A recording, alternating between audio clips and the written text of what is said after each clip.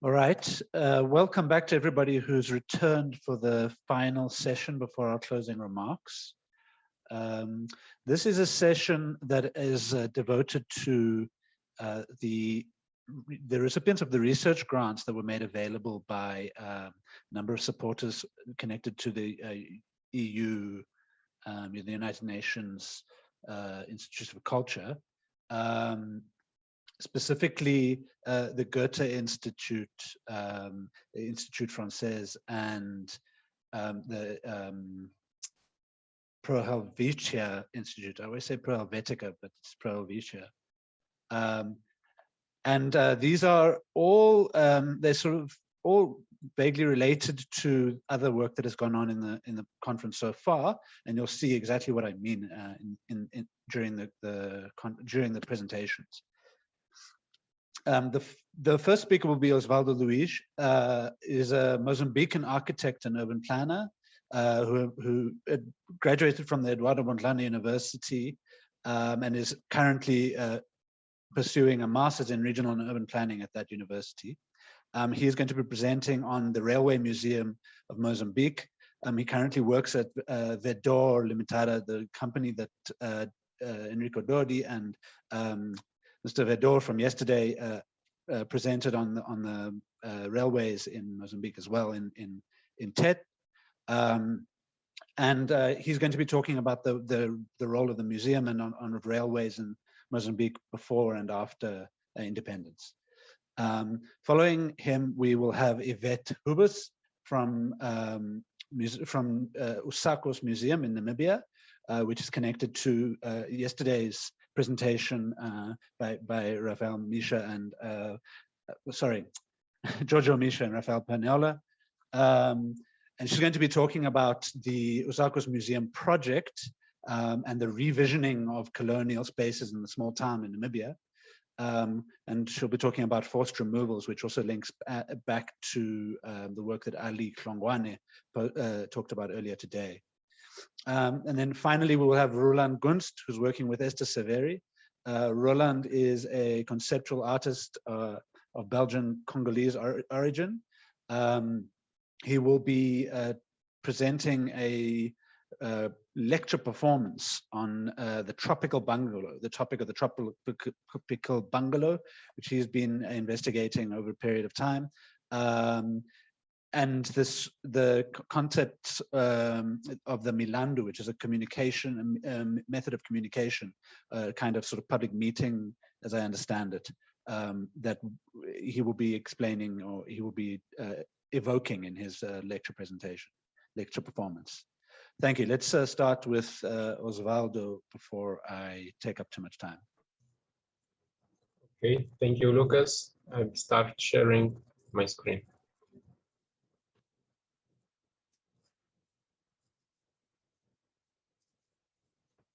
Okay, once again, thank you, everyone. And just a point, thank to the organizers, and just a point, I'm not that fluent in English, so any problem, please write to me or something like that. First, as Lucas said, my presentation is it's directly linked with the presentation of yesterday done by my colleagues, Bruno and also Enrico, linked to the railways in Mozambique and South region. So I will begin my presentation relating to the main questions of this conference, which are what is being done with the relics of the colonial powers, which should remain, and also which do we choose to remember and which to forget. It's in that sense that the presentation, the present research, intends to make known the CFM Museum, which stands to the Mozambique Railway Company Museum, and one of the most emblematic colonial buildings in Mozambique, the Mozambique Central Station, symbol of our identity as Mozambicans, and work of great historical, cultural, and architectural value. Structuring part of the infrastructure network, anonymously invoked as a legitimate symbol of the national economic development, and a silent witness to the way in which they were structured and developed has relation between Mozambique and people of other countries. The relevance of the Maputo Central Station can be analyzed from different perspectives. On one end, the intrinsic quality of the main building, its imposable and admirable architecture. On the other hand, it can be approached as an integral part of the historical urban heritage, illustrative of a certain phase of colonial city architecture, representing the vigorous period of fixation, consolidation, and evolution of the primitive urban structure of Lourenço Marques, which stands for Maputo City. It is the name of the city in the colonial time, which now is Maputo City. And at the end, or in 30, we can also look it as an affective heritage dimension, has national antiquity, icon of Mozambique railways, a key element in the construction of Mozambican nationality identity, with a structuring weight in the emergence of this economy and social dynamics, and that even today it retains its original functionality, making this survival as factor of increased valorization as an archetypal image linking collective memory. It's in this 30 perspective that the presentation of this research will be focused.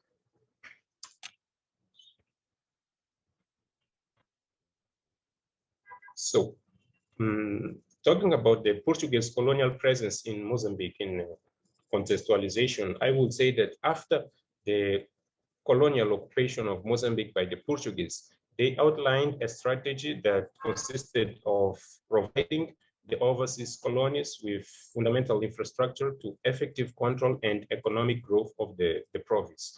In this case, in this sense, Portugal took a step forward in the realization of a set of investments in public works that positively contributed to the increase in commercial activity in the Southern African region, with significant repercussions on the development of the Mozambique colony, and particularly in Lourenço Marques, which, despite being a poor place with narrow streets, as we can see on the image that I have in my right, the first urban areas directly related to the port. In 1876, quickly became a provincial capital. In 980, one of the most developed urban centers in Africa.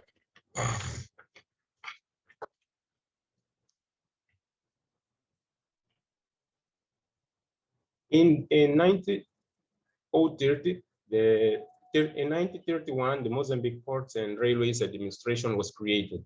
The railway system was developed mainly to provide fast and safe, efficient transit transportation service for minerals and agricultural exports from South Africa, Zimbabwe, and Malawi, and for some national traffic from lockdown province. As we can see in the other map in my right, where we have the Transvaal railway line connecting Lourenço Marques to South Africa, the Transvaal now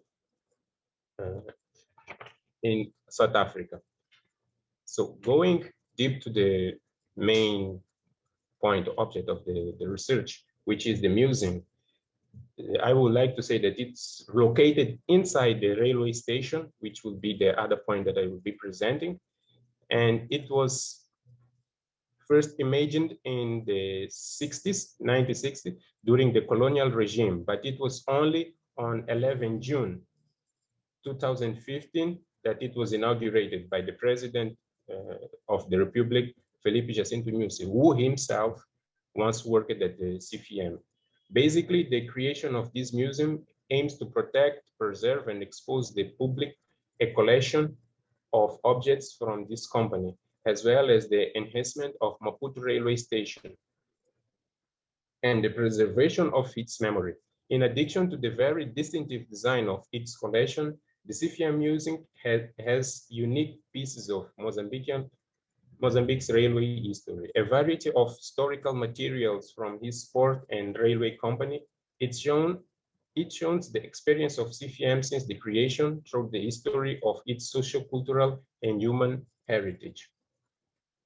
The program of permanent exhibitions and temporary exhibitions and visits to the museum are complemented with other programs aimed to different audiences and contributes a challenge to enjoy the space of museum and the station in different and innovative way. In South Africa, it's possible to find several railway museums, from Bulawayo Railway Museum in Zimbabwe, Natal Railway Museum in South Africa, Transnamib in Windhoek, Namibia, Railway Museum in Livingstone, Zambia, and also in South African National Railway Steam Museum in Joburg. Meanwhile, the CFM Museum stands out from the rest of it because it's the only one that is located inside its station that it's still in use.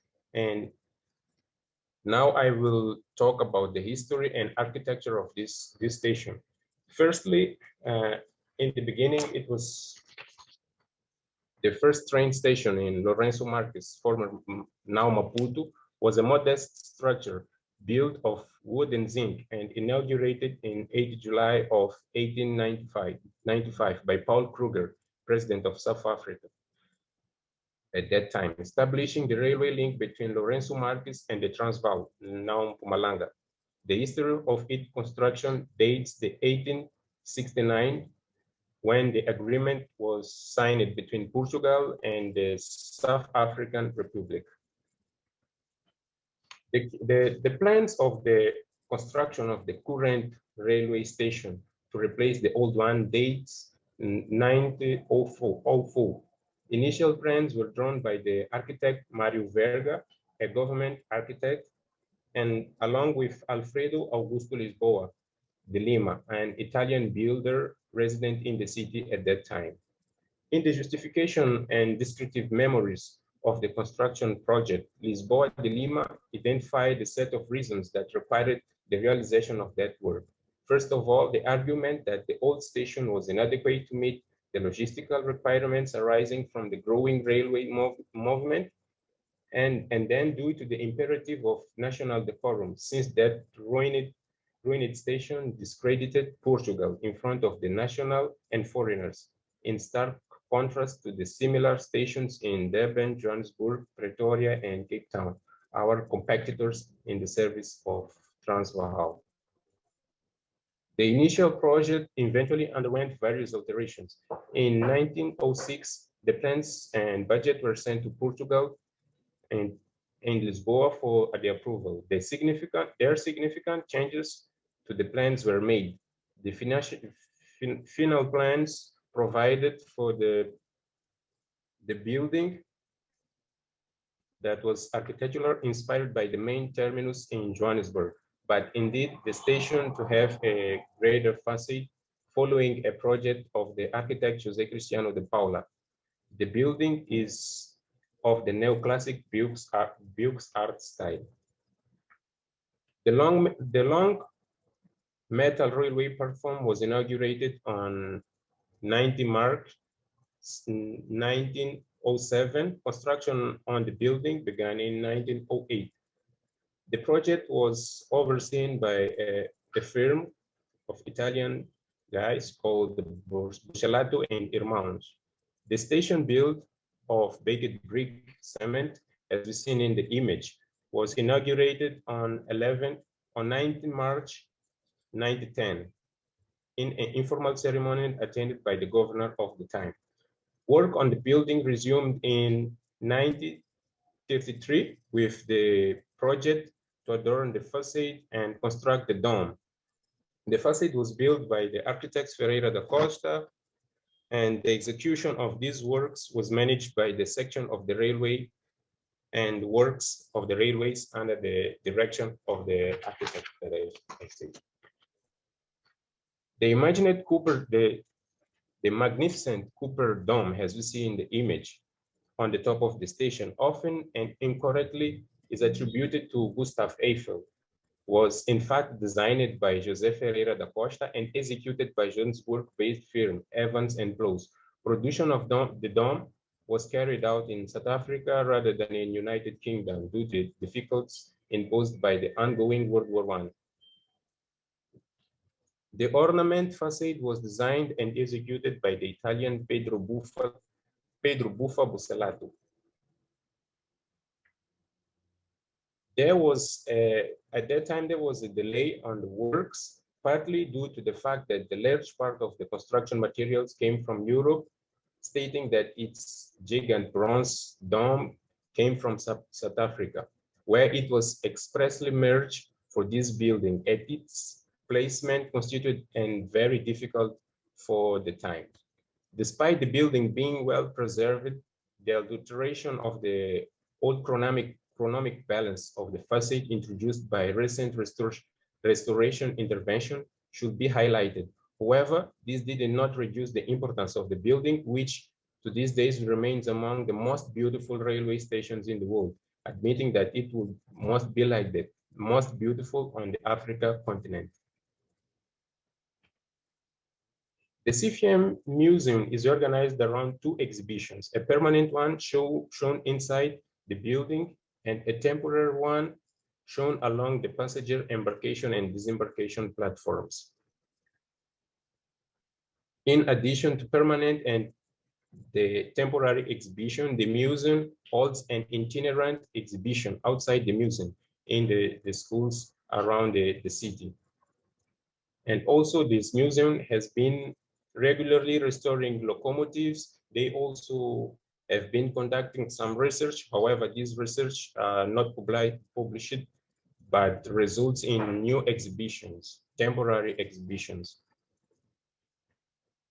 And also in the addition of the exhibitions, the museum has an extensive support archive for the museum, which I've been visiting and looking for the documents that they have, which they have books, documents, maps, and photos, which tell the entire story of the CFM. The consultation of this material must be done by pre-booking, because until then, the museum doesn't have a library, being on the list of the future plans. And also one of the future plans is to create a nucleus of this museum outside the main city, which is the Beira city. Here I show some of the temporary exhibitions that we have in the embarkation base. The first one is the 10 most beautiful railway stations, and also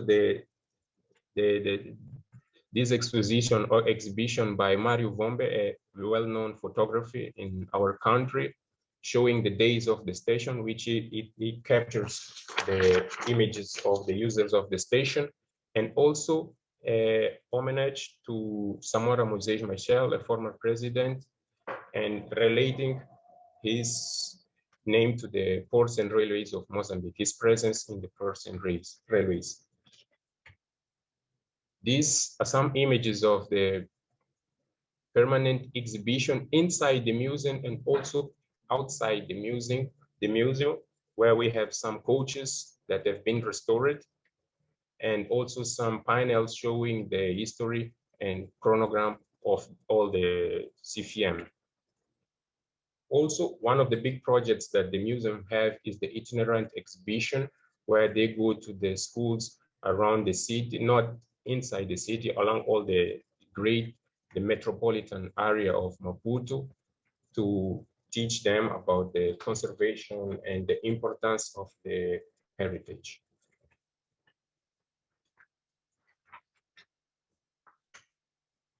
So going back to, or talking to the building as it is, the railway, it's located on the old Praça Azeredo, later Make-My-Own Square, right now called the Praça dos Trabalhadores, and in an area that used to be the administrative, commercial, and social center in Maputo at that time.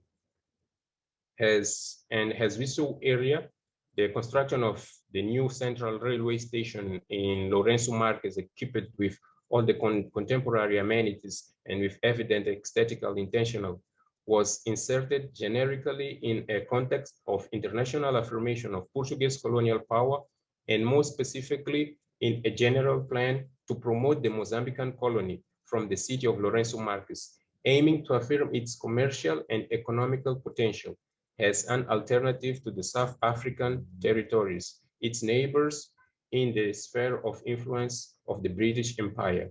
The imposing building will be from the outset being adopted as the symbol of the idea of the modernity and cosmopolitanism that it was intended to associate with the capital of Mozambique, presented as true gateway to a prosperous country, which the Portuguese state was open to all nations committed to cause of humanity. In the years following the completion of construction works and until the end of the 30s, the image of the railway station will be profusely used by colonial propaganda in various periodicals, postcards, tourism books, and monographs of the Mozambican capital as a reference symbolic of its surprising prosperity. In a city that did not have remarkable monuments at that time, the imposing architectural beauty of some public buildings stood out, among which the impressive central station stands out, perhaps the most beautiful construction of its kind in all Africa. After national independence, rail service would go through a period of great turbulence and uncertainty due to the massive flight of technical staff, which was reflected in the institution efficiency levels and in the volume of employees. Traffic in the region, but also motivated by the growing political and military instability that had a strong impact on the retraction of Mozambique economy and on the degradation of and destruction of its main infrastructure and monuments, sometimes resulting from deliberated ideological vandalism.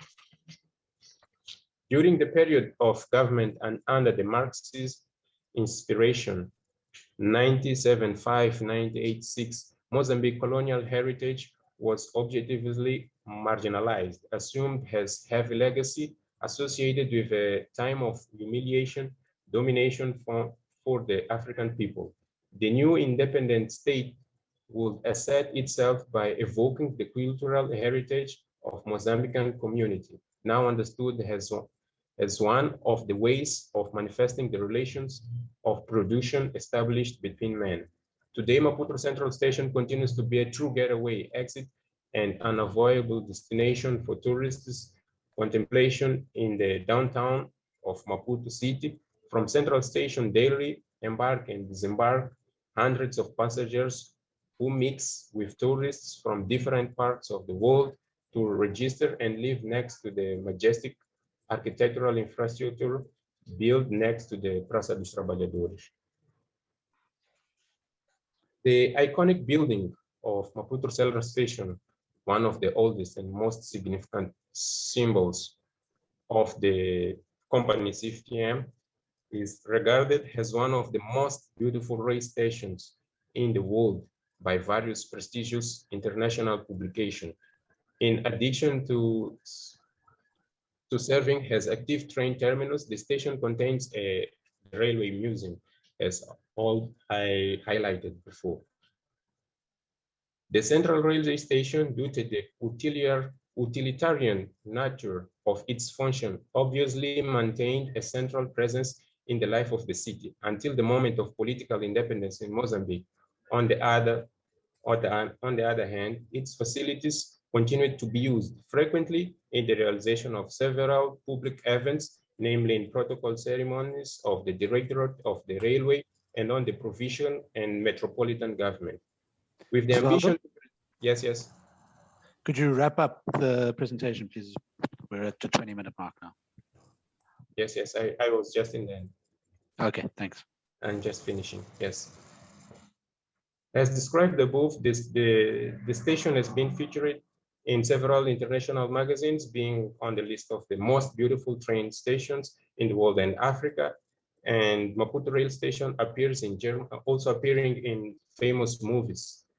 And due to this recognition, several media and forums and internet community spontaneously produced the most emotional expression of national pride for the distinction attributed to this great icon of the city. So in that context, the museum and the building regained the brilliance of the old times, now amplified by the aggressive marketing of the World Touristics escapes assuming itself unequivocally as the monument most significant historical background of the city, and that the addition to the continuing to ensure management of traffic railway. It gradually became the true space of culture where the most various artistic and social events happen. Just to finalize, I would like to say that the people's memories, part of cultural heritage, in protection ensures the continuity and the transmission of the future generations, not only of the historical, cultural, and artistical legacy of the ancestors, but also the conquests, achievements, and contemporary values. The cultural production of the Mozambican people is rich and vast, but it's also subject to multiple risks, deterioration, disappearance, or destruction of any part of cultural heritage continues and irreparable loss, with the different public and private bodies and citizens in general being responsible for preventing this process of impoverishment of the country. It seems to us that the central station has been spared this scenario of patrimonial degradation, keeping its original functionality. Even today, it continues to benefit from multiple modernization projects which allow it to respond to the contemporary demands of the railway service and by frequent conservation and restoration interventions promoted by the CFM. In the last few years, thus, it is important to ensure the necessary protection for the cultural heritage goods. In the last few years, Mozambique has taken very significant steps in the joint efforts of preservation and valorization, even though the threat of irreversible degradation continues to hover over a considerable part of this heritage. We don't know whether the downtown of Maputo, where the central station is included or it's located, as a typical urban complex or a central station of the railway has a notable example of colonial architecture will be included in the future applications for the World Heritage attributed by UNESCO.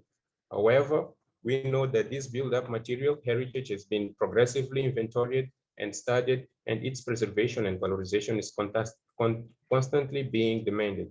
We also know the effective connection of significant part of Mozambican population to this secular heritage, understood as value of irreplaceable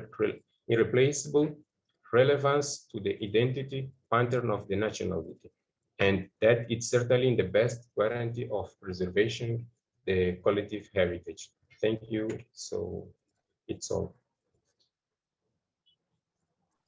Thank you very much.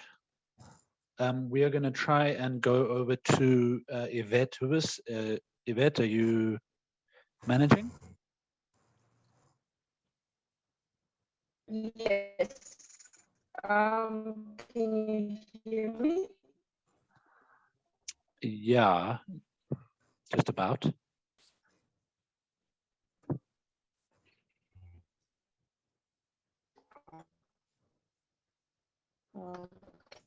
Okay. Just videos. Well.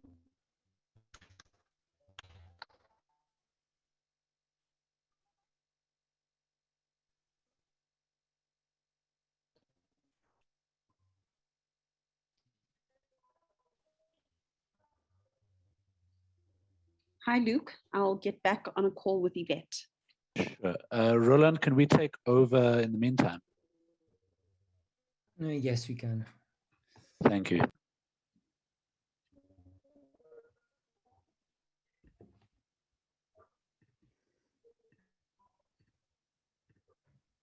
Esther, are you online?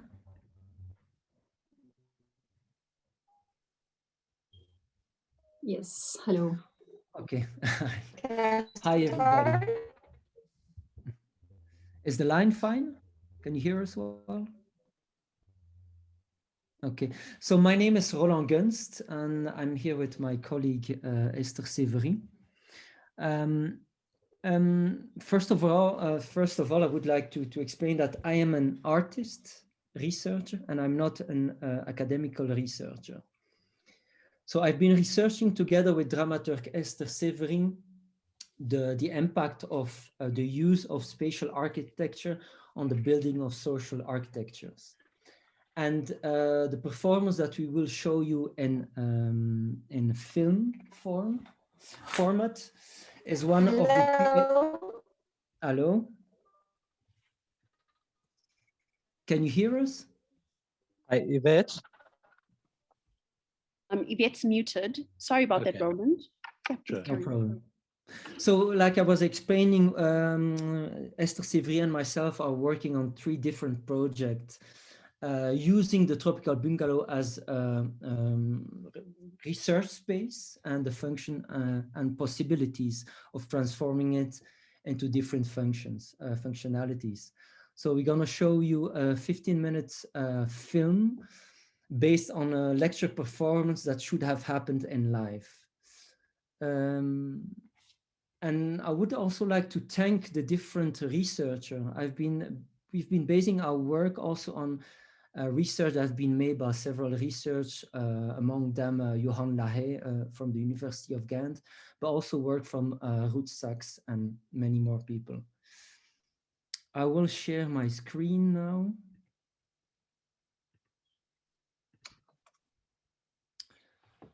Okay.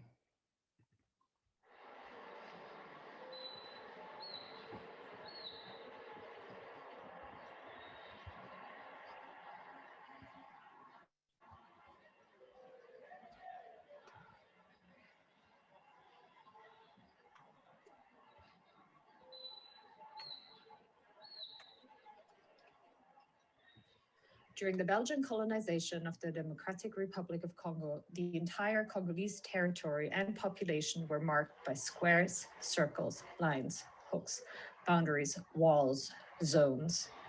Congo was fragmented and scarred by spatial and social categories. Call it zoning. Spatial architecture was an instrument of oppression to mold a social architecture, classifying Blacks and Whites with specific roles, privileges, prohibitions, and controlled access to zones. An ideology of oppression made Black bodies the servants of white masters. One of the most noticeable remains of colonial urbanism in Boma is the tropical bungalow. Some are more than 100 years old, but still used as government offices, homes, or businesses, or combining professional and private spheres. The bungalow was made of walls of clay bricks, concrete or wood, a roof made of straw or corrugated iron. Some used a prefab iron structure. The tropical bungalow was the first building typology to be constructed by Belgian colonials in the Belgian Congo. In the late 19th century, prefabricated metal structures were produced by Belgian firms. These prefab iron structures were once presented as a sophisticated means of hastening the process of colonial expansion, extraction, and control. Iron and technology placed a line between the scientifically evolved colonizers from inferior colonial subjects. The sole function of the bungalow was to keep the colonizers mentally and physically sane and to guarantee maximal exploitation of Congo, the men-devouring iron machine.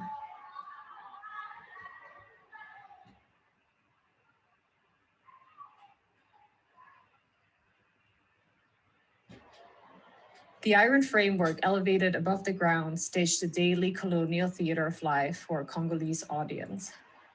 The exhibition of the interior life through many open doors, the exterior life on the veranda around the house, and a large garden delineated the binary between the inside and the outside world. This colonial exhibitionism exposed the privileges of the colonizers and the endless labor of Congolese boys navigating the house. The iron frame functioned as a monument performing the social architecture. In the bungalow, interracial interactions were regulated to prevent mental, physical, and sexual degeneration of white bodies through Congolese influence.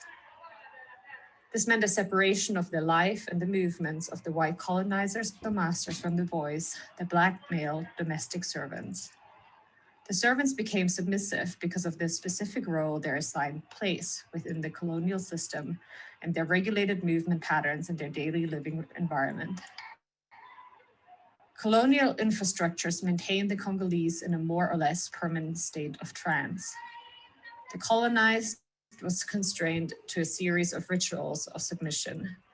He might be commanded to shake, cry, and tremble, to prostrate himself while shivering in the dirt, to go from place to place singing, dancing.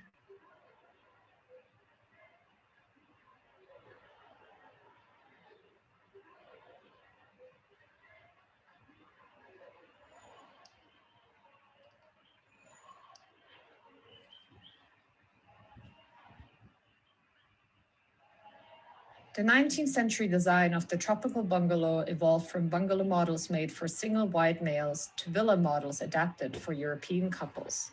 The presence of European women engaged a progressive disappearance of the veranda with many doors and the creation of an inward-oriented protective existence. The design redefined the circulation, interactions, and access of Black bodies to white bodies. The boys would minimize the amount of time spent inside the bungalow, the white space. Cooking and other activities happened behind the bungalow in a neutral zone.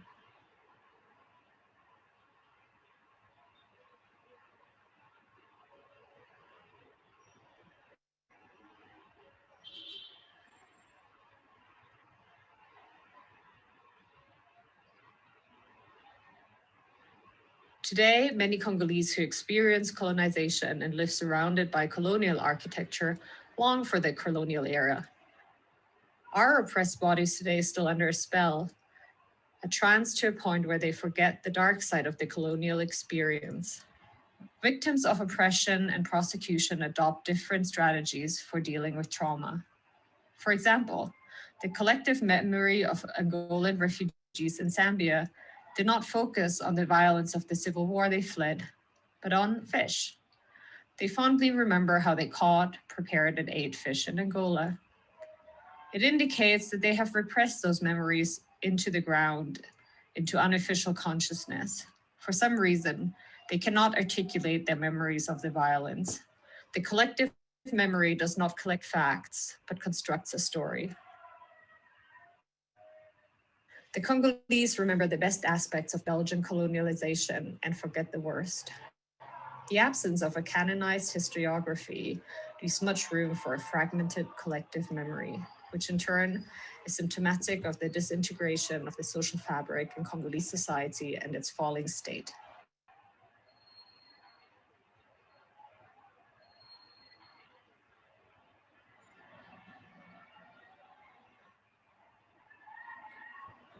Communities creatively select, organize, and interpret events that promote community spirit and forget internal contradictions to emphasize what they have in common. Reminiscing is preeminently a social event. Every person has only one past, but tells or writes about it in different ways, depending on the context in which he finds himself and the persons with whom he communicates.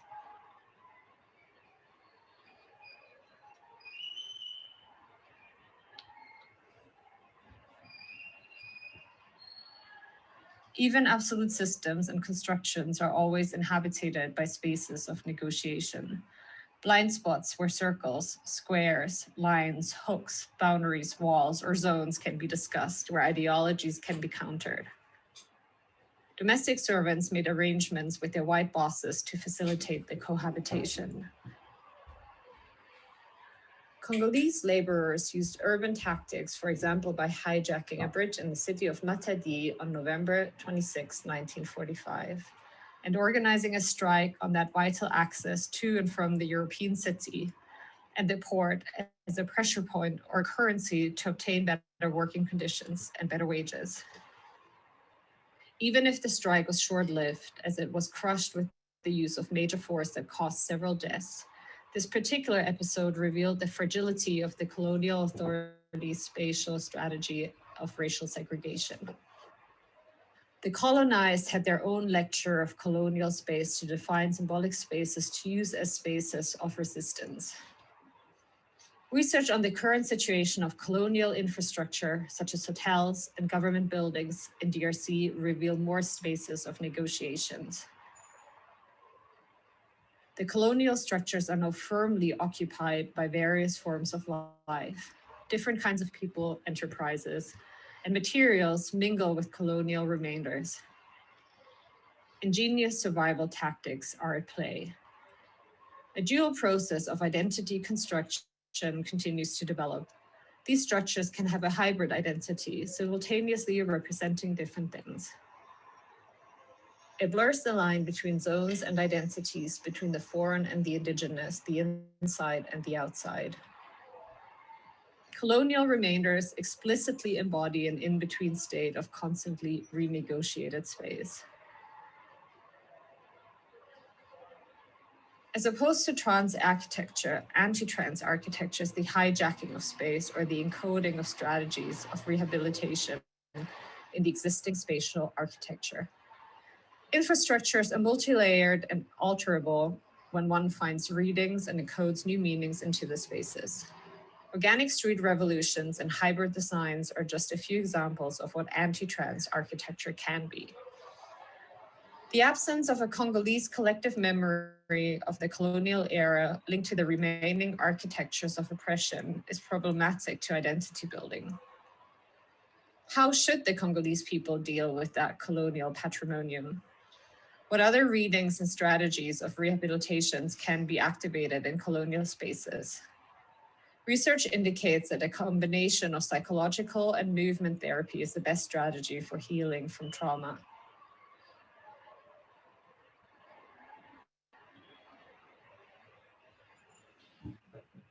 To come to a radical proposition for a new strategy to renegotiate history and to access trauma, we must compare the tropical bungalow with a Congolese memory board.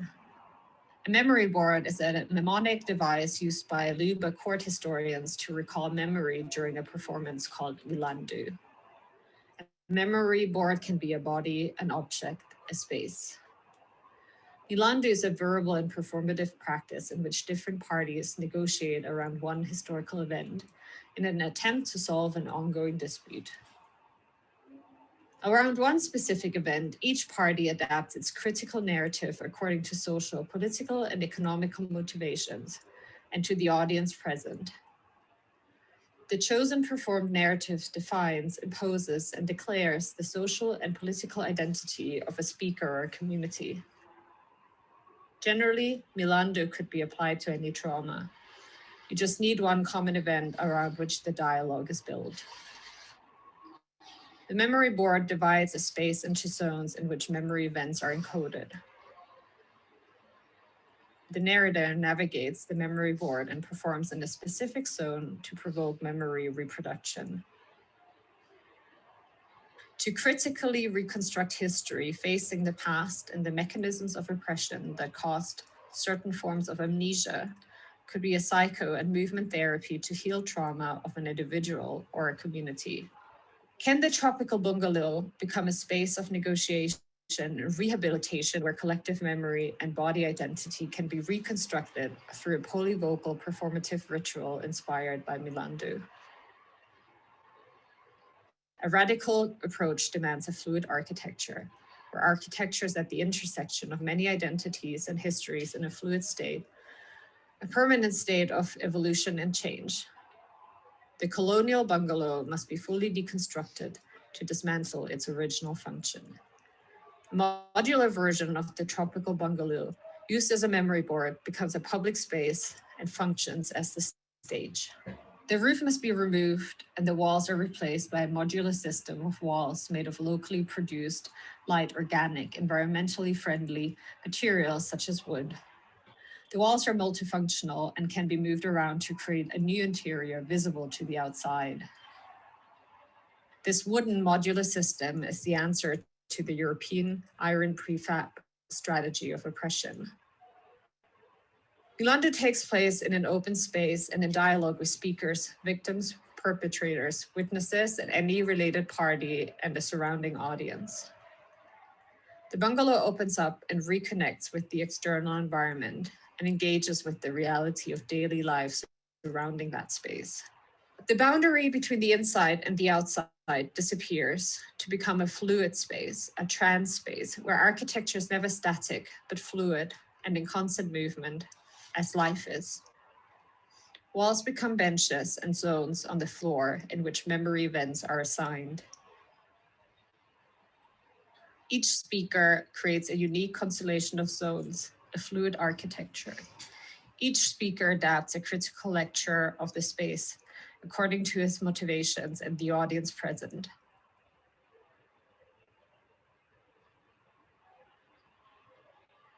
Etienne and Lisa engage in a Milando dealing with an event that happened on July 1st, 1946.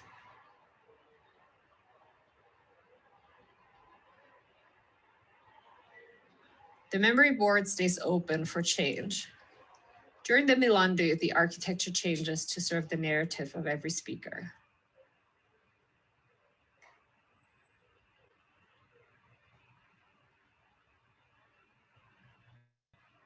Etienne enters the first zone.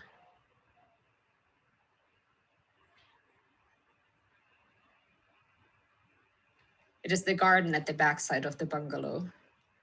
Etienne is 25 years old. He stands in front of his boss and hears complaints about his work ethic.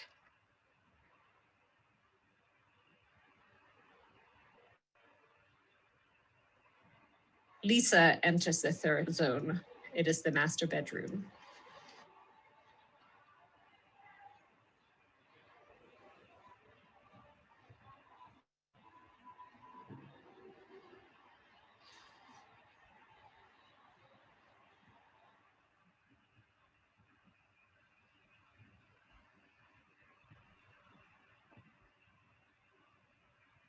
Voila, that was it. Thanks for watching.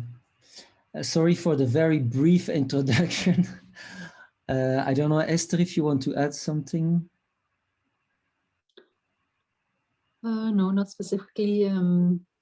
Maybe just to clarify my position, I'm a dramaturg. I work in the performing arts, and I work with different artists within dance, theater, and performance. And as Roland already said, I assisted Roland in making this video and in some other works that he's making around the same topic.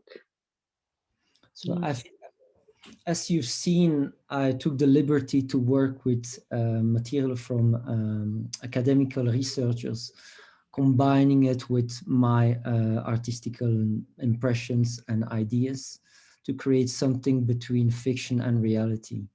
So it's a proposal about a possible future use of the tropical bungalow.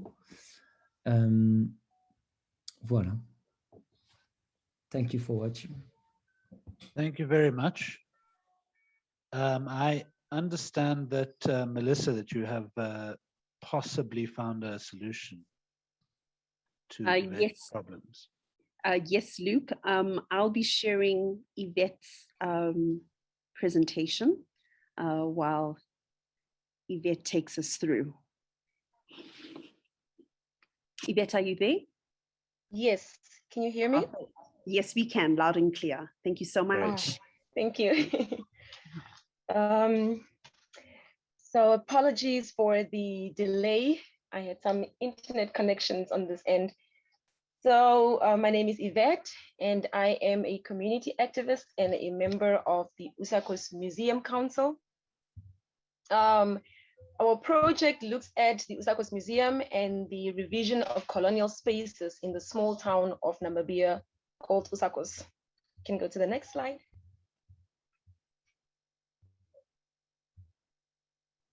All right. So this is an aerial map of the 1950s showing the old location as an inhabited space before forced removals. This shows that USACOS did exist, and within the 1950s, this was when USACOS was not really discovered, but to my knowledge, it is when it became a little more popular than it initially was. USACOS gained its population or popularity due to the abandoned well that it had, located close to the main transport route used for ox wagons. So people would cross from Windhoek, which is the capital city of Namibia, to Swakopmund. Within that route, Usakos is located, and till date, it is located on the B2 route. Can you go to the next slide?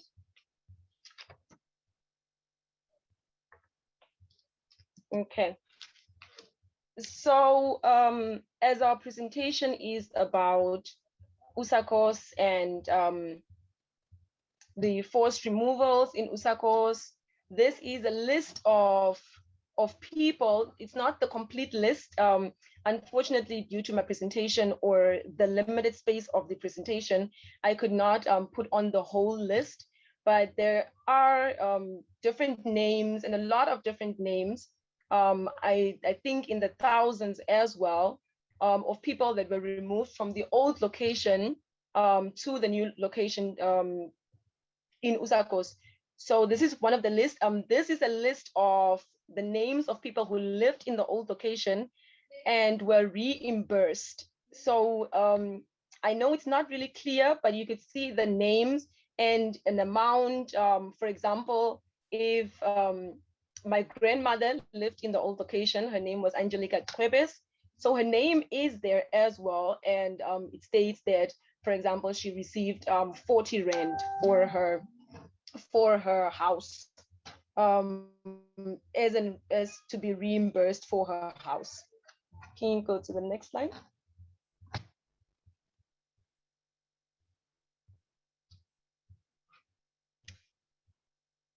So this is reference to a book that was written about Usakos, and it's called Photographs Beyond Ruins. It was written by a presenter that also presented here on, his name is Giorgio Mischer. It is also collaborated with Lorena Riso, Paul Gurdon, and Tina Smith. This book is called Usakos Photographs Beyond Ruins. It is the old location album from 1920 to 1950s. So it states, in 1955, the South African colonial government decided to destroy the old location, arguing that it was situated too close to the White Town. The site of the future township was designed for 1,559 permanent residents, and it consisted of 215 standardized houses. The removal to the new township, later Hakasep, which is a Damara word, which is a Kwekwe-Govap word. It's one of the many Namibian languages. And it says in that language, Hakasep, which means a place that you moved to.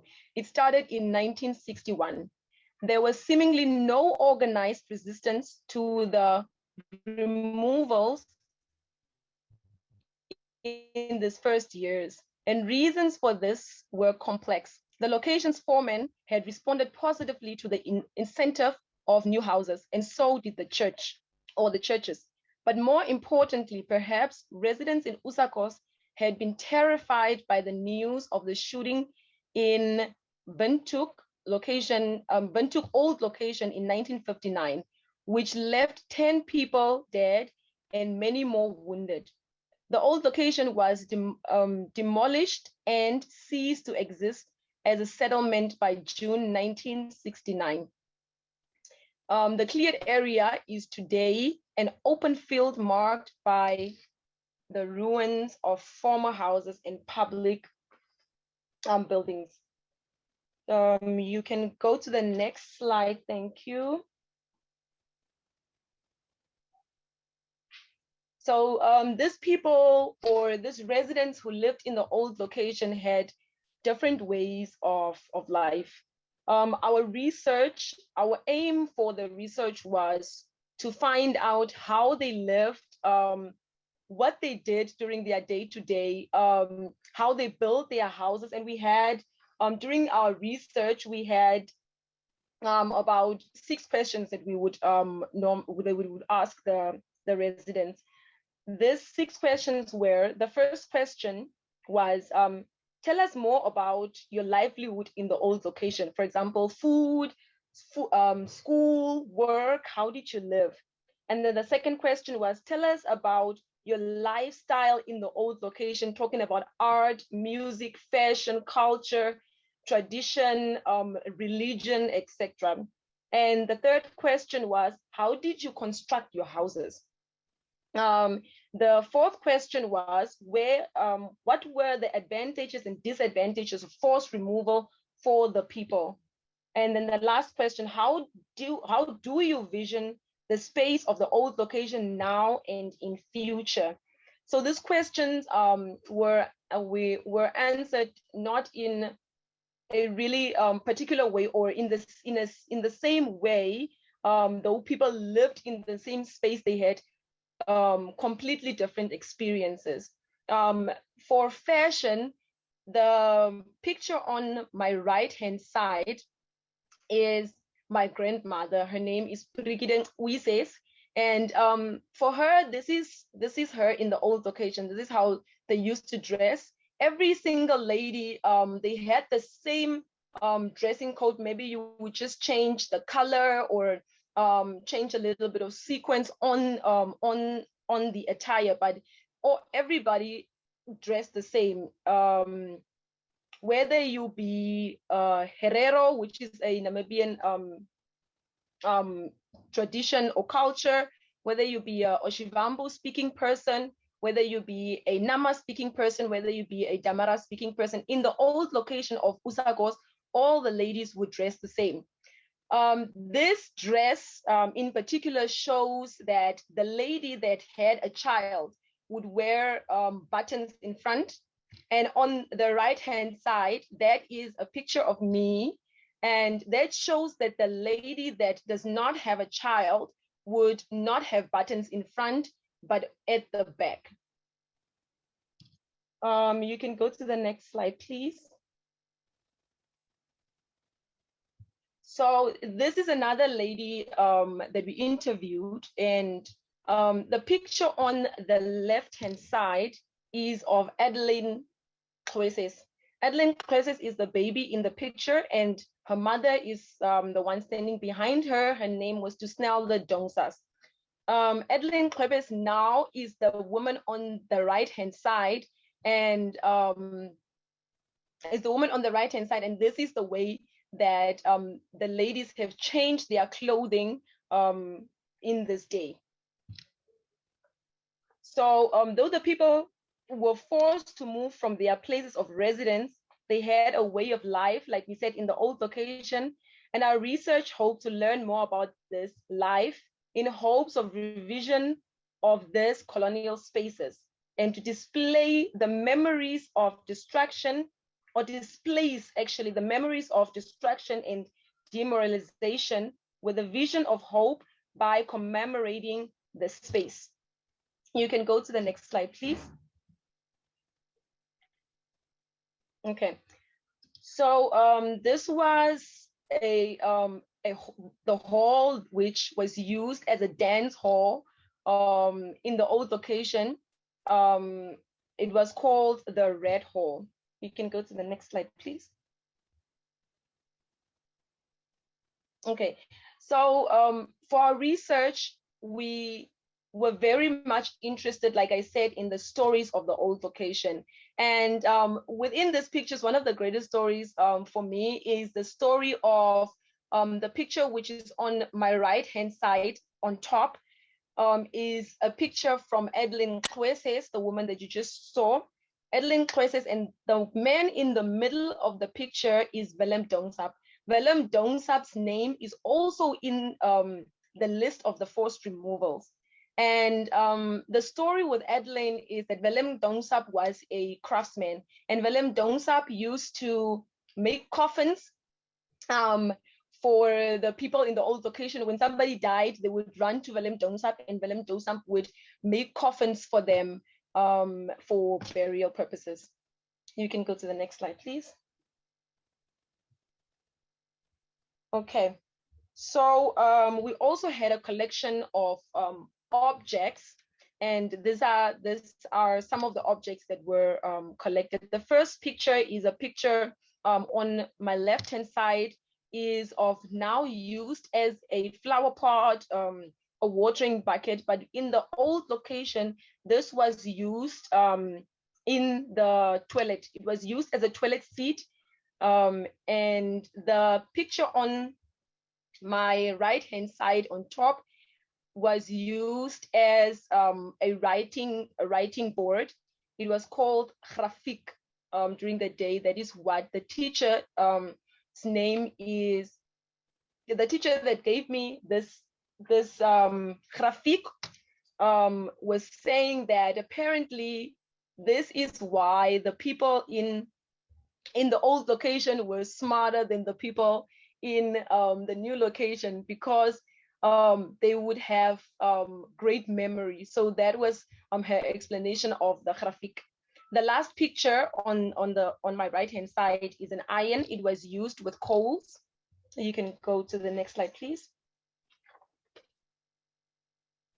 All right. So the word vestiges.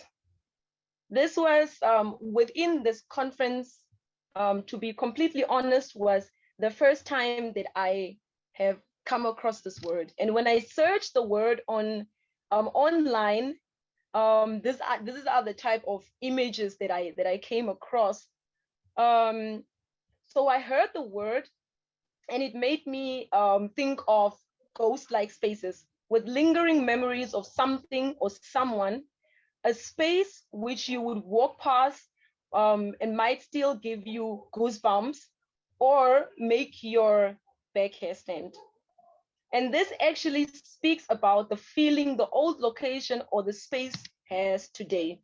Today, the old location space is just seen as a walkthrough from the location to town and vice versa. So as the Usakos Museum Council, we decided to collect stories that would change the mind of everyday passerbyers and the people of the town at large. And you can go to the next slide, please. Okay, so this is vestigious colonial spaces in Usakos. This is an example of the spaces that we have in Usakos. Within 2 slides down, you will see this same picture as well, but from a different angle. This was a shop that was located in the old location. You can go to the next slide. Okay, so these were old location showers, and these spaces still stand till date. You can go to the next slide, please.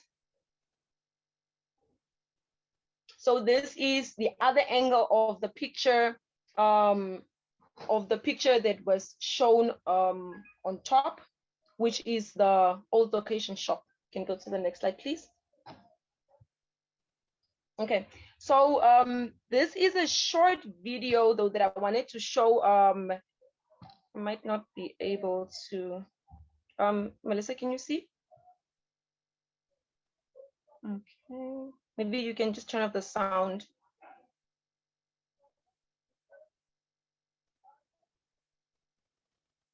Okay. Must I replay that, Yvette? Yes, please. Great. Okay, so this is a video of the CBD area in the old location, and also of the Trans-Namib Railway today. So those are also colonial spaces that were left behind from the railway. Okay, you can go to the next slide. This is just a picture of the video that you've just watched. You can go to the next slide, please. Okay, this is also a video that I quickly wanted to show. If you can play it, please, Melissa.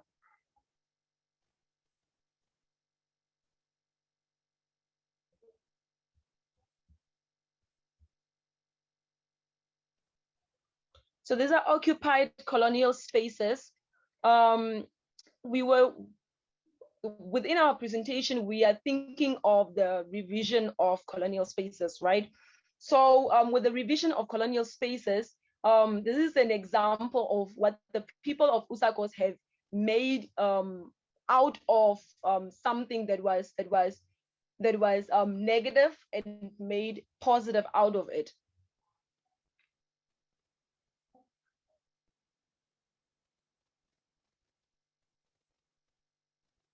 Okay, you can stop. You can go to the next slide, please. Okay, Usakos Museum building dating back to the 1908. This building was used as, I just got confirmation that this building was actually used as an office, an administrative office, and not exactly a train station. But the train used to run through the building. This is why it was used as an administrative building. You can go to the next slide, please. Okay, so the Usakos Town Council, or the new Usakos Town Council, has been relocated to the old location. This building, as you see now, is built in the old location, and the new Town Council has plans to construct buildings and parks within the old location. So before the rebuilding process begins, we plan on building or creating a monument at the site, which is the site of the old location where the new Town Council has been built. This monument will be created from the rubble, reclaimed or collected from the site of the old location after forced removal. The monument itself will be put up in the old location. You can go to the next slide, please. All right, so this is our vision for the monument. You can go to the next slide. Thank you. Next slide. Okay, so this is how we envision it to be constructed. You can go to the next slide, please. All right. In conclusion, the main aim of this research is the collection of stories, to create memories for the future generation. To collect stories, one needs to be willing to sit for hours on end, listening, recording, and engaging, which is something that does not have an end. This means that our research is ongoing, which helps us as the Usakos Museum to create and keep a living museum for both tourists and, most importantly, the community at large. With the research at hand, due to the fact that we did not receive the grant that we did at the time frame that we have planned, the research, like I said, is still ongoing and will be completed hopefully within this end of this month or end of June. Yes. Thank you.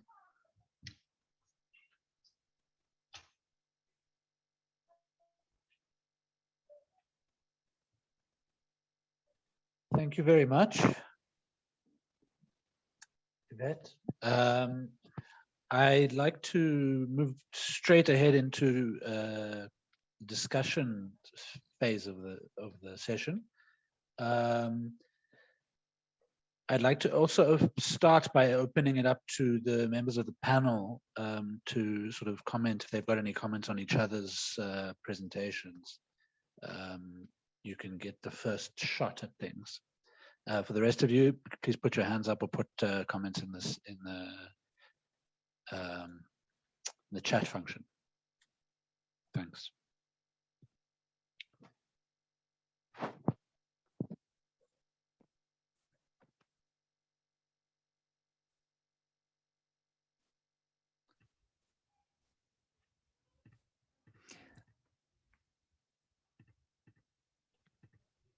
I have a question about to Yvette about the monument or the memorial.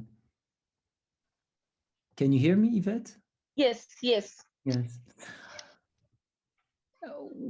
Is it also meant to be like a place where some dialogue is activated, like a meeting place to exchange ideas or memories or? Yes, that's a pretty good question. I think I omitted that within my presentation. But the USACOS Museum will host or exhibit a room within the museum that will be speaking and having dialogues and discussions on the monument. So when the monument has been constructed, pictures and ideas and the objects that we have received will be placed within the USACOS Museum as a separate exhibition, if that answers your question. Certainly. That makes sense? Yes. Okay. I have a question for Osvaldo, just to get the ball rolling a bit. Osvaldo, can you hear me? Yes, I can. One of the things that sort of strikes me about the history of the railway line that you're dealing with is that it's a major source or a major sort of node in the flow of people moving into and out of South Africa. In the one direction, you have migrant laborers who are traveling via rail to South Africa and being dropped off at a particular railway siding in Johannesburg to go to the mines in Johannesburg that is not part of the main railway station. And so there's a history of that. There's some literature on that, and I wonder if that's something that you can comment on with regards to the history of the railway station in Maputo, whether there's the particular colonial histories related to migrant labor in the one direction, and in the other direction, there's some talk about. There's been some writing about the movement of people, white South Africans, as tourists in the apartheid era, in the colonial era. So before the in the early 70s and 60s and early 70s, who used to go for weekends to Maputo, as they were treated as this sort of place that was like a holiday resort where they could misbehave and they could drink a lot and they could gamble and they could do all sorts of things they weren't allowed to do in South Africa.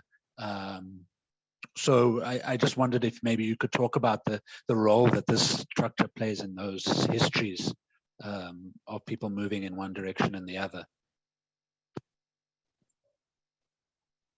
Yes, it could be interesting talking about that in the first part related to the colonial period, because as you say, Maputo at that time, Lourenço Marques was famous because of also the hotel. We used to have one of the most beautiful hotels of Africa, the now Hotel Pulana, and we were also famous because of the game, the hunting and game safaris that we have, as Enrico already said. The question about the mining, it's also very interesting, and sometimes it's related to our days somehow. Is that something that you've looked at in the museum, or is it something that's dealt with at the museum? Right now, it wasn't the focus right now, but it's something that I can compose a little more.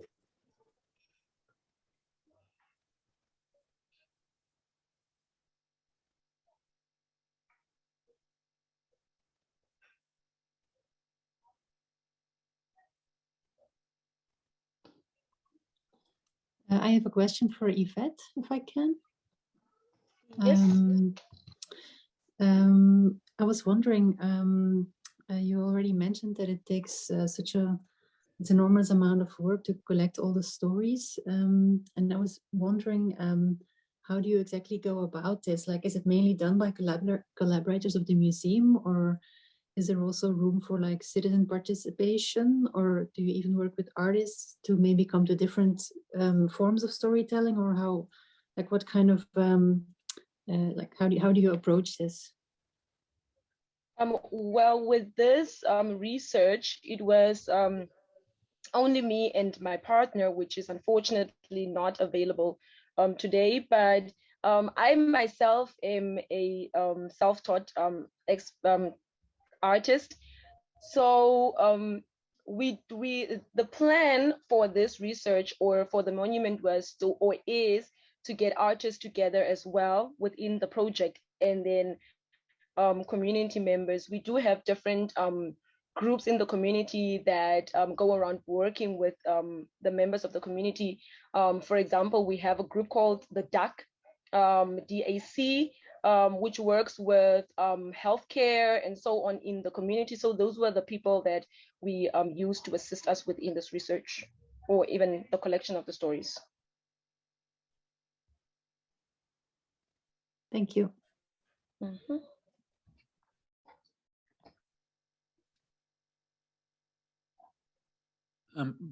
Roland and Esther, there was actually something that sort of popped into my head while your presentation was happening about the form of the Milandu. You talked a little bit more about it in your proposal, and I wonder if you have any sort of more detail that you'd like to go into. I thought it was a very interesting concept. I'm not sure I completely understood it, but perhaps, you know, given that we have a few minutes. Well, what fascinated me was just, first of all, to hear that there was an old an old tradition of oral history telling that existed within the Lubat kingdom, and how these court historians at the origin were very respected persons, and had got a lot of esteem from the king and the whole his whole court. And but what is interesting about Milandu is that they use these memory boards in which they encode events, historical events, into these elements like bits and different geometrical shapes and so throughout their life. So the memory board is not rigid. You can develop it and add elements, add to the history. And the idea is that you could almost, like with Braille, blindly navigate with your fingers over a memory board, and being able to provoke memory reconstruction just by the contact with a certain object, a certain point on the memory board. And the thing is that history is never fixed, it's a narrative. And you can recreate a historical recountation, narrative from any point within a memory board. It's not fixed. So that's also the beauty about it. It's not a linear way of telling history, but you just engage through the space, to one of the space of the memory board, wherever you want, and according to the inspiration, according to the audience listening to you, and also to the motivations you have at that moment, you kind of navigate through that memory board and develop a different recollection of history as in a previous Milandu. And it gives the possibility to many storytellings, and also the thing is that as we explained in the narration text, is that a memory board is a lieu de mémoire, is a space who is filled with memory, but also spirits of certain chiefs or kings. So it's a container of memory of a spirit, and it's a sacred place. But the memory board can be as well an object, a space, a physical or mental space, as a body, a human body. And the beauty about that Luba Milandu genre and tradition is that they consider the human body as being the most sacred lieu de mémoire, a site of memory. So you could write your body is also, you can consider as like a sacred piece of paper on which you can write down history, or at least to define spaces that will trigger memory recountation. And that's why you find in certain among the Luba and other communities over Africa, I couldn't say, yeah, over Africa, where people make body scarifications to indicate the political and social status, and it's and that's also, it also brings me to images I've seen as a child in Congo, people from my family, of women having some of these scarifications, maybe with another use, more an aesthetic use, but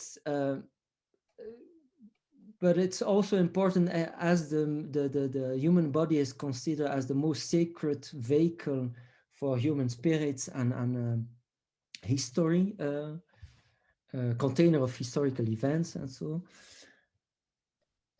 you have to not to decorate it, but you have to mark the body to encode these impressions, these ideas, these ideologies and beliefs, and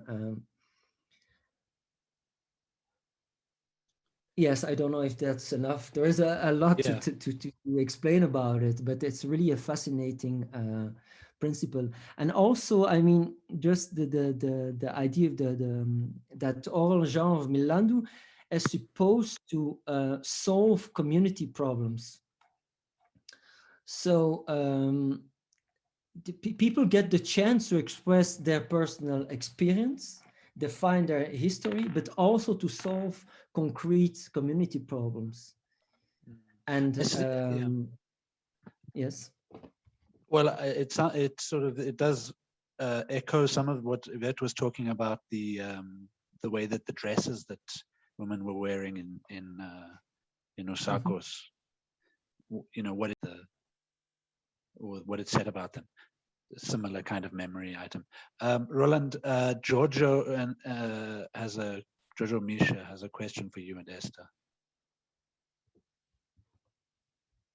Yeah, just a very short one. We had yesterday, we discussed the museum a little bit, and it was said that in South Africa, the Heritage Museum moment of the 1990s is kind of falling apart. Oh, it's not that. And now we have two really very interesting examples, two complete different museums, new museums, but one with state funding or big funding, and the one in Maputo, and then the one in Usakos, which is really a bottom-up museum that is since 6 years about to open, but always people are working on it. And I really liked both presentations. But my question would be, given that in South Africa, museums are starting to fall apart, where do you see the future of your museums, the one in Usakos and the one in Maputo? Yvette and Osvaldo, what is your perspective? Oh, Esther, I misunderstood. Sorry, I misunderstood. That was a question for Osvaldo and Yvette, not for Roland. Oh yeah, Yes. Let me just rephrase your question, Giorgio. So what you're asking is, where do we see museums, or can you maybe rephrase your question for me, please? Yeah, where do you see yourself, let's say, in 5 years' time? What do you imagine as a future for your museum? Okay. For me and for the Usakos Museum, what is very significant for our museum, I would say, is that we look at it in a sense of it is a community museum. So as long as the community is there, as long as there are still people, and as long as there are still stories within USACOS, I believe that the USACOS Museum will continue just increasing on the stories and just progressing on the ideas that come with the people of USACOS, since this is a community museum. Well, for me, I believe, okay, I can. For the railway station in Maputo, I believe that right now we have very young people working in the museum with new, very different ideas. Along the country, have the museums, as you said, are falling, most of them. And right now, I believe that the rail station has the exhibitions are organized. It's somehow open to the people, and there are always people working around the museum. So it's something that turns it a sort of a living museum. So I believe that starting with the people in front, the curators and the people who organize the museum, they have very interesting ideas and new concepts to apply every day. So I do believe that this museum is not the case of the falling ones in the future.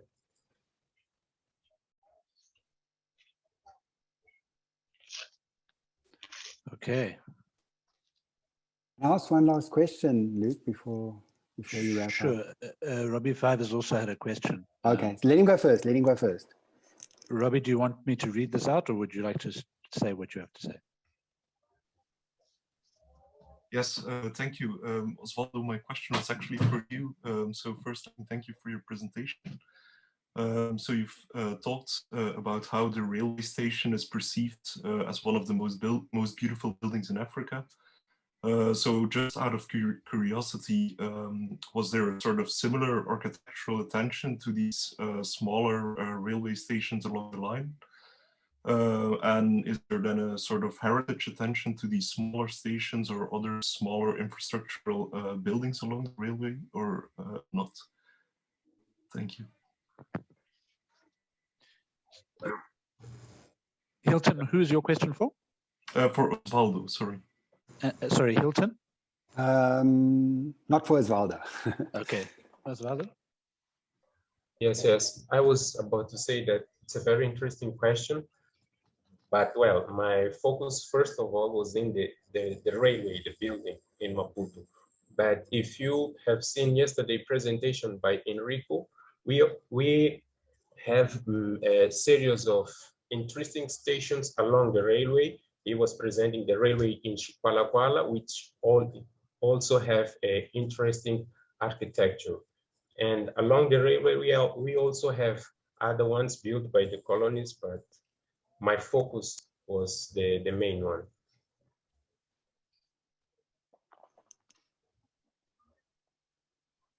Okay, Hilton? Okay, not really to have the last word, but at least to, I'd like to address Roland Gunst and Esther, if I could, for this last point, because I would say across the conference, what has come out is a sort of a generational change, or I feel it is a generational change, and we know it globally what's happening. And as an architect, I do very strongly see now this move away from the traditional answers that were provided here of a museum, of a monument. And I was really taken with their presentation or performance or demonstration or modeling exercise that was very architectural, but not architecture. I mean, when they used the word fluid architecture, they used quite hard elements to describe it, but it was the performance that seemed to break out to allow something else. And there were a number of participants over the last few days that really challenged the idea when and hit back when we were saying about failed museums or museums unable to find an audience or value in many cases. Not all of them, and many have many roles, and we know they're communal roles, but that there has to be something beyond the museum or beyond the monument to start to address many of these deeper historical questions or deeper questions of memory. And I would like to hear from them. I can see in which direction they take in it, but I'd like to hear from them what their thoughts are on this. So going beyond the museum, beyond the monument, in order to reach into memory in the way that they're showing. Thanks. Very briefly, do you think you could respond to that?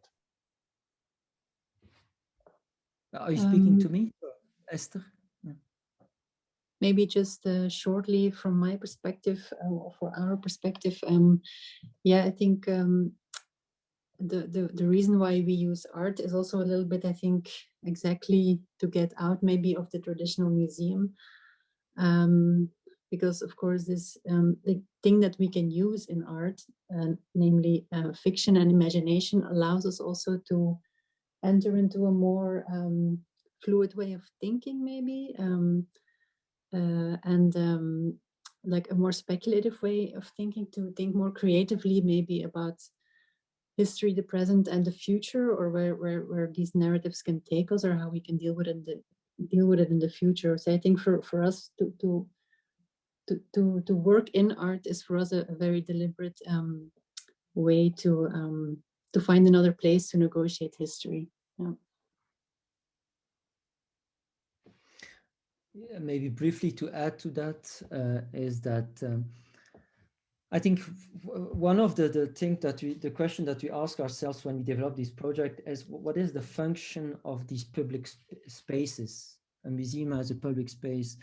I think there is a need for spaces where a community can be built in a way where it is very accessible for community members to take part to a discussion or conversation within these spaces. It's not alone about presenting artists or not artists, but I mean a collection with a certain narrative based on the research of academics. But I think it should be used as not a community center, but a space of communion where people can develop bonds, relationship, share experiences, and being present. It's a way to go to, I mean, it's like an engagement, engaging into the community, to be part of it, and not to step away a little bit from that individualistic way of living we said that neoliberalism has brought us, has conditioned us to the way we've been conditioning to function as individuals, and we're getting lose connection with the community and the sharing of narrative experiences. And the tropical bungalow as a space of communion is a space, like we said in the presentation, where victims, oppressors, all kind of parties can be present. Transgenerational, different generation can be present and share in that dialogue. It can be an open space where you just, with open doors, we just appear and you take part to the process. There are no walls or fees, entry fees that blocks the access, or the select filter who can take part, who's member of a community, of a museum or art center. We totally break down this idea of that it's a space for elite and intellectuals, or people with a very well developed sense of cultural knowledge, etc. It's really just a space for the people. That's the essence of it. Fantastic, thank you. Good words to end the session on. Our closing remarks this evening are going to be from Professor Mnamdi Ele, who's the head of school at Wits School of Architecture and Planning. So I'm going to hand over directly to Mnamdi to comment, to give his final notes.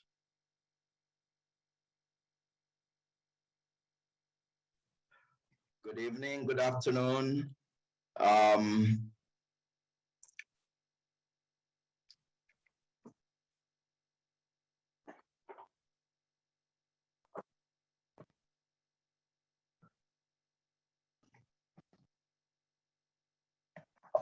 Can you see my slide? Yes, we can, Prof. Thank you. All right.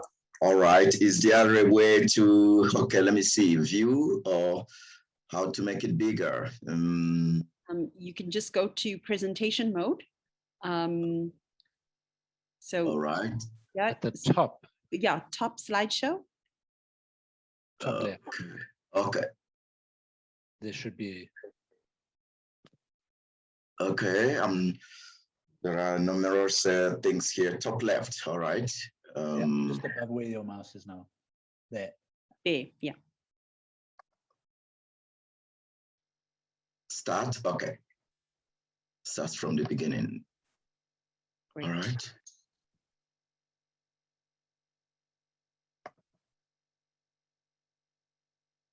All right. Didn't do that. Okay. Good afternoon. Thank you, Melissa. Thank you, everybody, and welcome to the special occasion. You've been at it for 2 days, and the numerous discussions that are outstanding have been taking place. Before I proceed, I want to thank my colleague, Professor Hilton Jordan of the School of Architecture and Planning, who tirelessly worked on this project. And I also want to thank Professor Noor, the director of the History Workshop, who also collaborated with Hilton and for the support he gives to SOAP, a member of the advisory board of CUBES and also SOAP's advisory board. I want to thank Ms. Melissa Moodley and also Patricia Theron and all the delegates. My special thanks to European Union National Institutes for Culture for generously funding this workshop. And I also want to thank these participants who have brought diverse views to a large topic that is still happening around us and is still unveiling. In particular, the range of papers are just interesting, humbling, and the ideas that have been shared.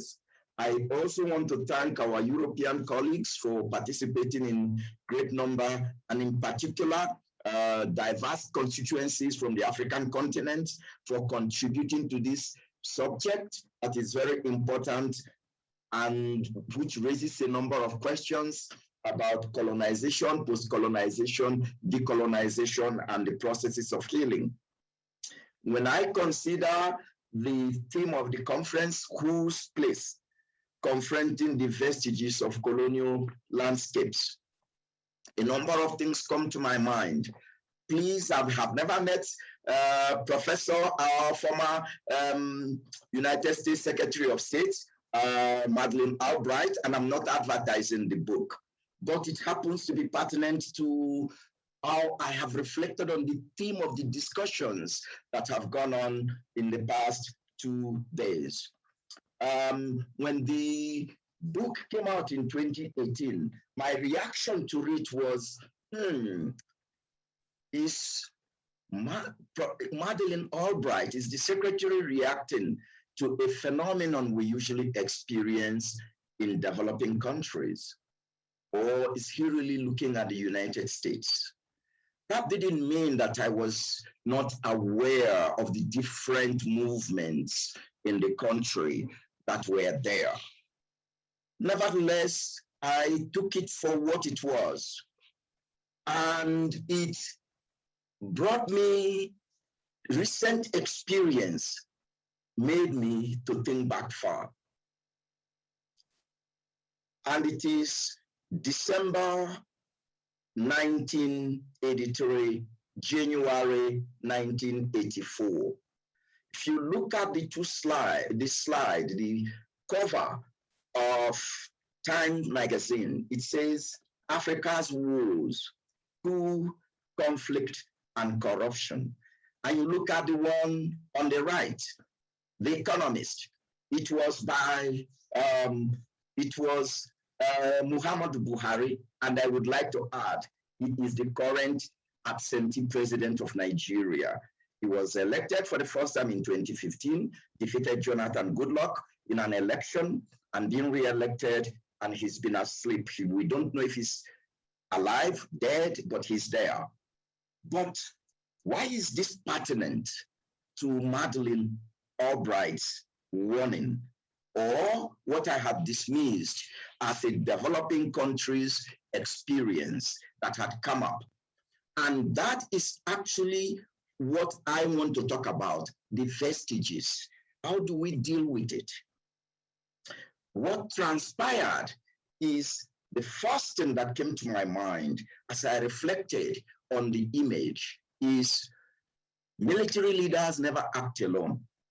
They have to have civilian support. Or if I were to use Madeleine Albright's word, fascists do not rule or govern in isolation. They govern with the accomplice of the population. They are not sent from the sky, they are people amongst us. What has all this got to do with the idea of reflecting on the monuments? It has to do with the immediate experiences, which I believe, if we could pause back, how the current stage has evolved since when we had what we called the Cold War. Unlike the era of the Cold War, when nuclear armament and heavy weaponry, and of course spies that were caught between two politically diametrical opposite sides, the Warsaw Pact group and the NATO alliances, and then what was called non-alliance, which was really not non-alliance, that was in between. The experiences of the past 40 years can be traced to a few key global events. And I would mention amongst them the Iranian Revolution, 1979. What did that do? It empowered the idea that Islamic revolution can happen in any country. And one of its first testing ground was in Algeria, the Second Algerian War, 1990-91 elections. After which, it's still smoldering. And it was in that period, from that period of 1979, after the Iranian War, with the escalating experiences in Algeria, the Cold War ends 1989, all of the Berlin War, Russia, the Warsaw Pact zone fragments, 9/11. So I've named three. And from this time on, unlike the period of the independent movement in the immediate after effect of the Cold War, when national experiences were the movements that led the world, emancipated by Ghana in 1957, and then the domino effect that happened around Africa, culminating in over 2 to 3 decades before 1994, when democracy returned in South Africa. What these three events, the end of the Cold War, the Iranian Revolution, and 9/11 did was it opened up small splinter groups to move in their own experiences. This includes what we now call the Jasmine Revolution or the Arab Spring, Occupy Wall Street, Black Lives Matter, Fees Must Fall, Roads Must Fall, and with Roads Must Fall comes all monuments that have some stain of racism, hate, or anything amongst them must fall. The debate goes on. And we know what happened since the end of the American Civil War, and after that, numerous Civil War monuments or Southern monuments generals are coming down. What this tells me is that we now need to think through a new way of reflecting about monuments. The monument is almost a past. It appears to me that the most important thing is the present. And this is what took me to Madeleine Albright. This is what took me to Muhammad Buhari School of January 1984, December 31st, 1983. The question is simple. Is it only going to remain in the history book? Or will it be memorialized in some way?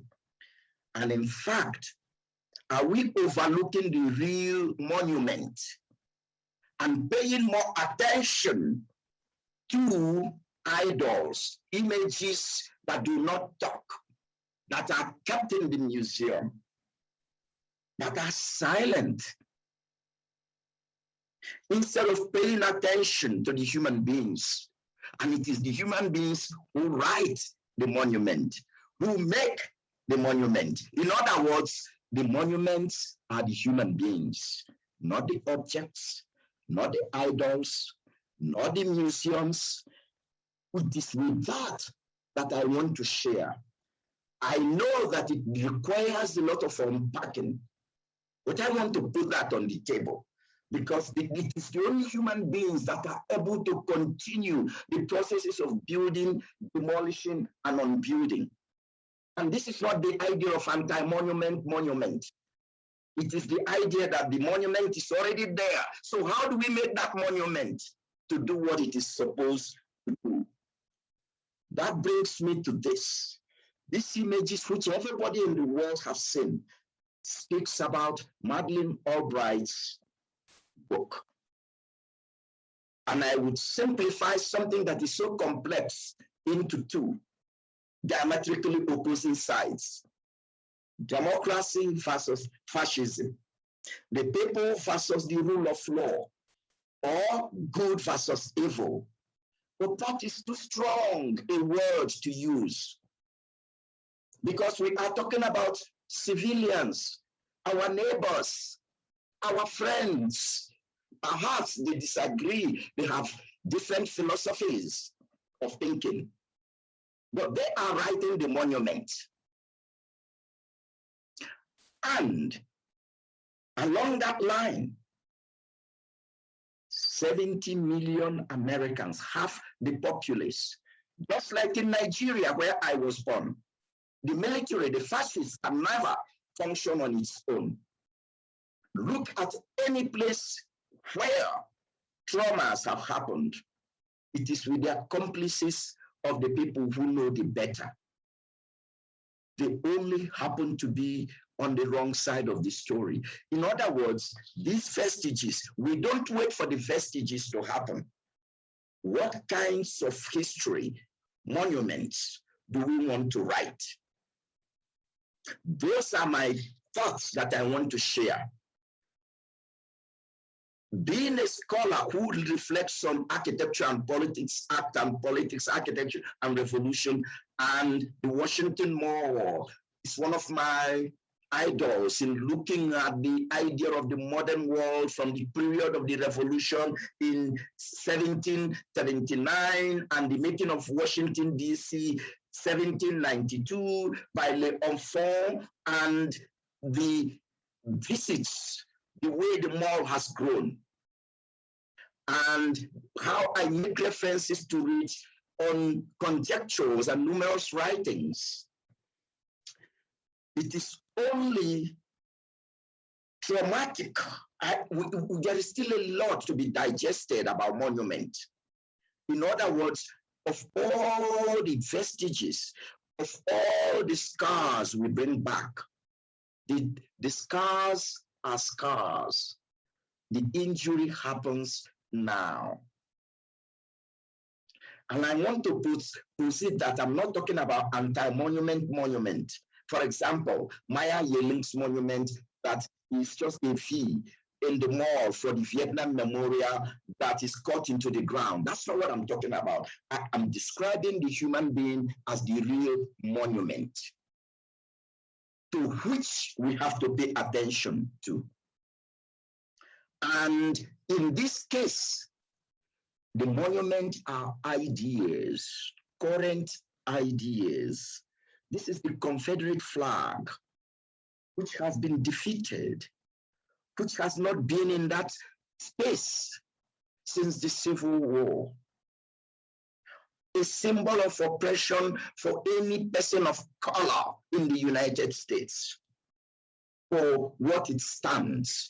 But yet, freedom of speech allows it, and we mustn't forget that.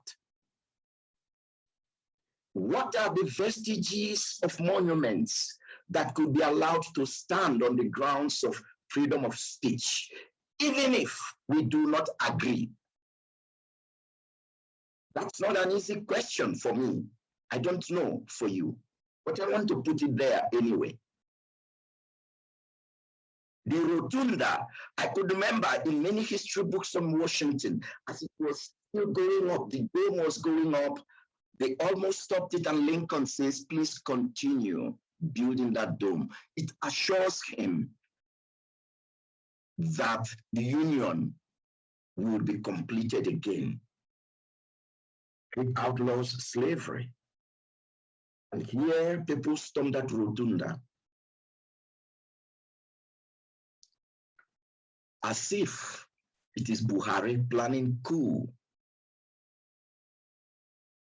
And here I speak with many experiences that are happening around the world, whether it is the coup of Hong Kong has been properly silenced, or what is happening in Myanmar, Burma, or other places that we may not be able to mention. It brings me back to this coalition between civilians and fascists, using Madeleine Albright's word.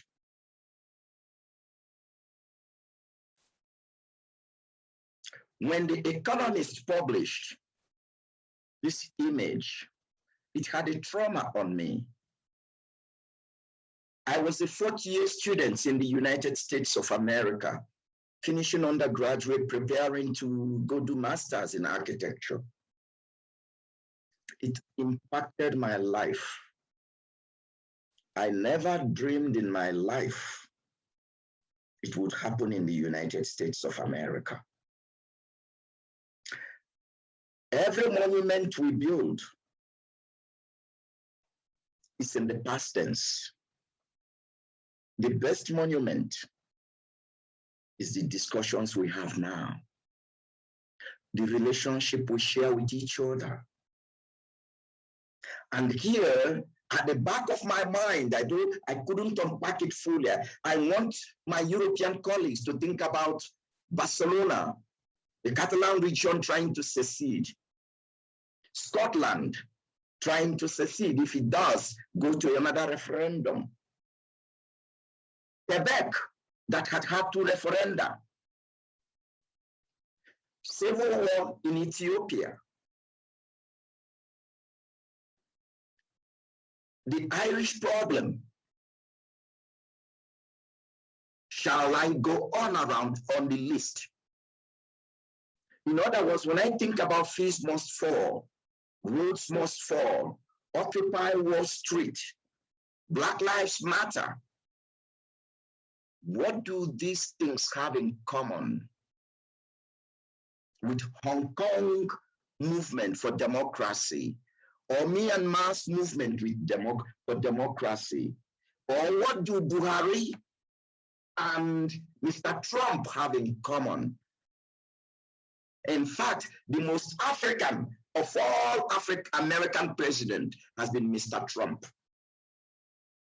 He has been the most African who stayed in power for decades. He has tried it, but the democracy endured. The monument that we want to build, Africa's woes, how do we then discuss them? Shall we say America was an accident? Mr. Trump was an accident? It's only an African problem in light of everything happening around the world? Is decolonization the decolonization of the human mind, epistemology, the knowledge, the discussions we have. And I think the monument we can build is the conversations we are having. Everything has been said on the conference, but I couldn't help, after reviewing the documents, putting this on the table. When we interrogate the spaces of human dialogue, the monument is not the edifice, the object in the museum, the sculpture on the city square, the building that sits there, the house, or this anything. The monument is the human being. That's the only species capable of carrying out the monument and enjoying the living kind. With that, ladies and gentlemen, Hilton, Noor, Miss Melissa, colleagues, thank you for giving me the opportunity to reflect on the vestiges of colonization. And my hope is that we decolonize the human experience. And this could be, whether it is in Europe, the North America, Asia, Africa, there is an aspect of decolonization that is essentially human. It is not about being African. It is not about being white or black or green. It is about being human. And it is on that note that I say, thank you.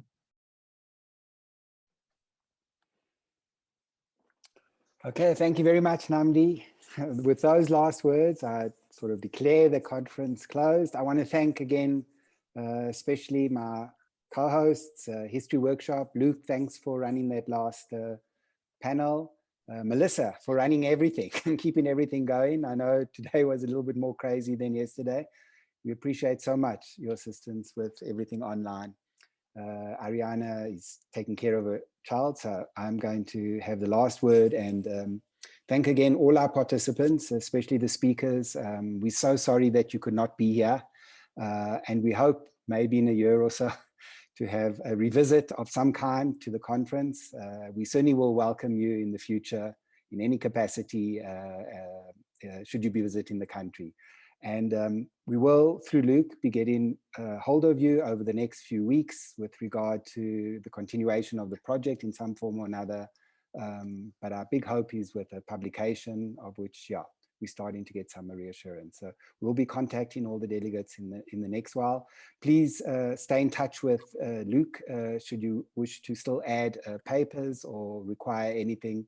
And all the details about the recordings and anything else you might need, we'll take care of. Just give us this weekend to recover, and we'll pick everything up early next week. So thanks again. It's been, yeah, incredibly, I think, touching at times and certainly provoking at others, but deeply interesting always, and wonderful conversations. Yeah, we will continue these at some time in the future. So all the best, and it's over to you, Melissa, to close down. Thank you. Great. Thank you, Hilton. A very special thank you to all our speakers and to all our delegates. Have a wonderful weekend further. We'll connect with you in the new week. Thank you, everyone. Thank you.